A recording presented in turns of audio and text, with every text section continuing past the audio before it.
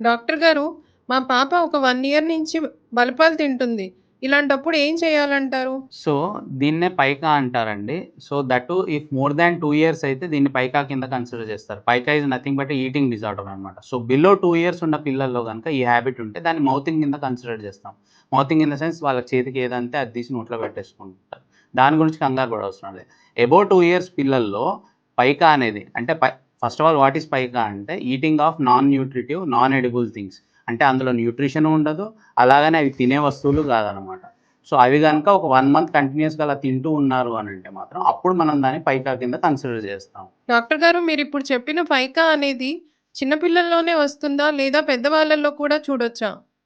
లేదండి, పైకా అనేది అన్ని ఏజ్ గ్రూప్స్‌లో చూడొచ్చు. చిన్న పిల్లల్లో చూడొచ్చు, పెద్దవాళ్ళలో కూడా చూడొచ్చనమాట. డాక్టర్ గారు, ఎలాంటి పిల్లల్లో ఈ పైకా రిస్క్ అనేది ఎక్కువగా చూడవచ్చు? సో, పైకా అనేది జనరల్లీ మాల్‌నరిష్డ్ చిల్డ్రన్‌లో అంటే ఫుడ్ సరిగ్గా అందకపోవడం వల్ల మాల్‌న్యూరిష్డ్ చిల్డ్రన్ గానీ, లేదు అంటే specific nutritional deficiencies like iron deficiency గానీ, కాల్షియం, జింక్ ఈ డెఫిషియన్సీస్ ఉన్న పిల్లల్లో గానీ, లేదంటే social causes like child neglect గానీ, చైల్డ్ అబ్యూస్ గానీ, లేదంటే పేరెంట్స్‌కుండే డిస్కార్డ్ వల్ల అంటే పేరెంట్స్‌కుండే ఇష్యూస్ వల్ల, ఇలాంటి పిల్లల్లో మనం పైకా అనేది ఎక్కువగా చూసే ఛాన్స్ ఉంటుంది.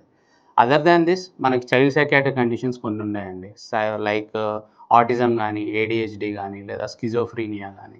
సో, ఈ కండిషన్స్ అన్నిట్లో గూడా మనం పైకా ఎక్కువ చూసే ఛాన్స్ ఉంటుందనమాట. డాక్టర్ గారు, ఈ పైకా అనేది కన్ఫర్మ్ చేసుకోవడానికి మనకేమైనా టెస్ట్‌లున్నాయా?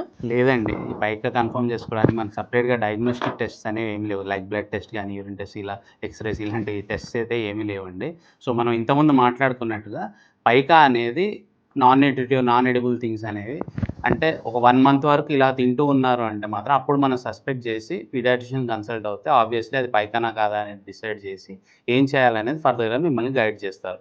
కానీ కన్ఫర్మేటరీ టెస్ట్స్ అయితే లేవండి. డాక్టర్ గారు, ఈ పైకా అనేది మనకి ఏ ఏజ్ వరకు కంటిన్యూ అవ్వచ్చంటారు? సో, స్పెసిఫిక్ ఏజ్ అనేది లేదండి. పైకా అనేది మనం చిన్న పిల్లల్లో చూడొచ్చు. యాస్ వెల్ యాస్ పెద్ద పిల్లల్లో గూడా చూడవచ్చనమాట.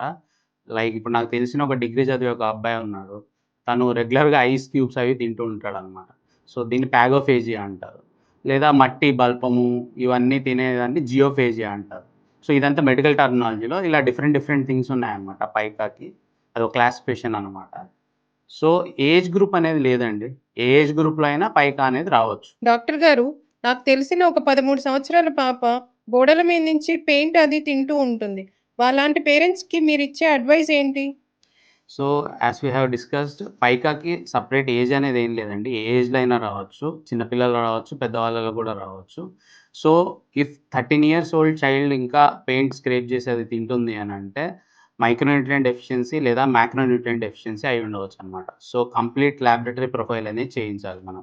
సో, మైక్రోన్యూట్రియంట్ డెఫిషియన్సీ వచ్చేప్పటికి ఐరన్ గానీ, జింక్ గానీ, కాల్షియం గానీ ఇవన్నీ ఏమైనా డెఫిషియన్సీ ఉన్నాయనేది మనం ఎవాల్యుయేట్ చేసుకోవాలి. నెక్స్ట్ మాక్రోన్యూట్రియంట్ డెఫిషియన్సీలో మోస్ట్‌లీ మనకు వైటమిన్ డి అనేది ఏమైనా తక్కువగా ఉందనేది చూసుకోవాలనమాట. దాంతో పాటు బిహేవియరల్ అండ్ సైకలాజికల్ అసెస్‌మెంట్ కూడా చేయించుకోవాలి. సో, ఇవన్నీ అసెస్‌మెంట్ చేసిన తర్వాత పీడియాట్రిషియన్ మిమ్మల్ని గైడ్ చేస్తారు ఏం చేయాలి అనేది. డాక్టర్ గారు, ఈ పైకా అనే దానికి మెడిసిన్స్ కానీ, లేదు అంటే స్పెసిఫిక్‌గా ట్రీట్‌మెంట్‌కేమన్నా ఉన్నాయా? సో, ఆబ్వియస్‌లీ పైకాక్ ట్రీట్మెంట్ అనేది ఉందండి. లైక్ మనం ఇంతకుముందు మాట్లాడుకున్నట్టుగా ఇవాల్యుయేషన్ చేసుకున్న తర్వాత ఏ డెఫిషియన్సీ అయితే ఉంటుందో మ్యాక్రో ఆర్ మైక్రోన్యూట్రియంట్ డెఫిషియన్సీ ఏదైతే ఉంటుందో అది ఇవ్వచ్చు. లేదా సైకలాజికల్ అసెస్‌మెంట్ అది చేసుకున్న తర్వాత ఫర్దర్‌గా ఏం చేయాలనేది మిమ్మల్ని చైల్డ్ సైకియాట్రిస్ట్ గైడ్ చేస్తారు. డాక్టర్ గారు, యాస్ ఎ పేరెంట్‌గా మా పాపకి ఈ అలవాటు మాన్పించడానికి ఏం చేయాలి? సో, యాస్ ఎ పేరెంట్‌గా అపార్ట్ ఫ్రమ్ పీడియాట్రిషియన్స్ హెల్ప్ మీరు చేయగలిగింది ఏంటి అనంటే బ్యాలెన్స్‌డ్ డైట్ ఇవ్వాలండి ఫస్ట్ పిల్లలకి. న్యూట్రిషియస్ ఫుడ్ ఇవ్వాలి. బ్యాలెన్స్‌డ్ డైట్ ఇవ్వాలి. అదర్ దాన్ దిస్ ఫ్యామిలీలో ఏదైనా ఇష్యూస్ ఉన్నా లైక్ పేరెంట్స్ మాట అనుకోవడం పిల్లల ముందే. ఫ్యామిలీ డిస్కార్డ్ ఉంటుంది గదా! ఇలాంటియన్నీ పిల్లల ముందు ఉండకూడదు. బికాజ్ ఇవన్నీ గూడా నెగెటివ్ ఇంపాక్ట్ అనేది క్రియేట్ చేస్తాయి చైల్డ్ మీద. Then they will resort to this thumb sucking గాని, పైకా గాని, ఎనీ అదర్ ప్రాబ్లమ్స్ ఇవన్నిటికి గూడా వాళ్ళు రిసార్ట్ అవుతారు ఫైనల్‌గా. సో, ఇవి లేకుండా చూసుకుంటే మంచిది. యాస్ ఎ పేరెంట్‌గా మీరు చేయగలిగింది ఇది. డాక్టర్ గారు, ఈ పైకా అనేది ఇలాగే కంటిన్యూ అవుతూ ఉంటే ఫ్యూచర్‌లో ఎలాంటి ప్రాబ్లమ్స్ రావచ్చంటారు?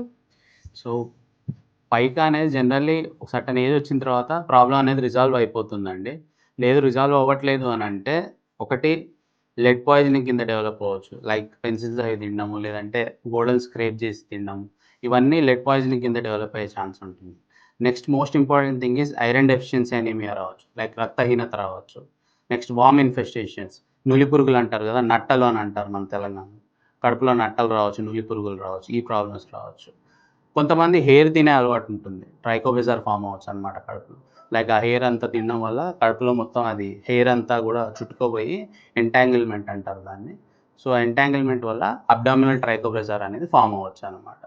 సో, ఈ ప్రాబ్లమ్స్ అన్నీ వచ్చే ఛాన్స్ ఉంటుంది. కానీ జనరల్లీ మోస్ట్‌లీ ఒక సర్టెన్ ఏజ్ వచ్చిన తర్వాత పైకా అనేది రిజాల్వ్ అయిపోతుంది. అవ్వని పక్షంలో ఈ ప్రాబ్లమ్స్ వచ్చే ఛాన్స్ ఉంది. సో, ఓవరాల్‌గా మనం పైకా సమ్మరైజ్ చేసి చూసుకోవాలి అనుకుంటే లెస్ థాన్ 2 ఇయర్స్ పిల్లల్లో మనం కంగారు పడాల్సిన అవసరం లేదు. మోర్ థాన్ 2 ఇయర్స్ పిల్లలైతే మోర్ థాన్ 1 మంత్ పర్సిస్ట్ అవుతుంది ఈ ప్రాబ్లమ్ అనుకుంటే అప్పుడు మనం కంగారు పడాలి. స్పెసిఫిక్ టెస్ట్స్ అయితే ఏమి లేవండి. కన్ఫర్మేషన్ కోసం చెప్పినట్టుగా ఎక్స్‌రేస్, బ్లడ్ టెస్ట్ ఇలాంటివైతే స్పెసిఫిక్ టెస్ట్స్ అయితే ఏమీ లేవు.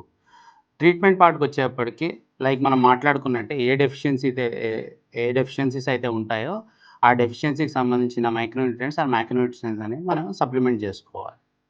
Thank you.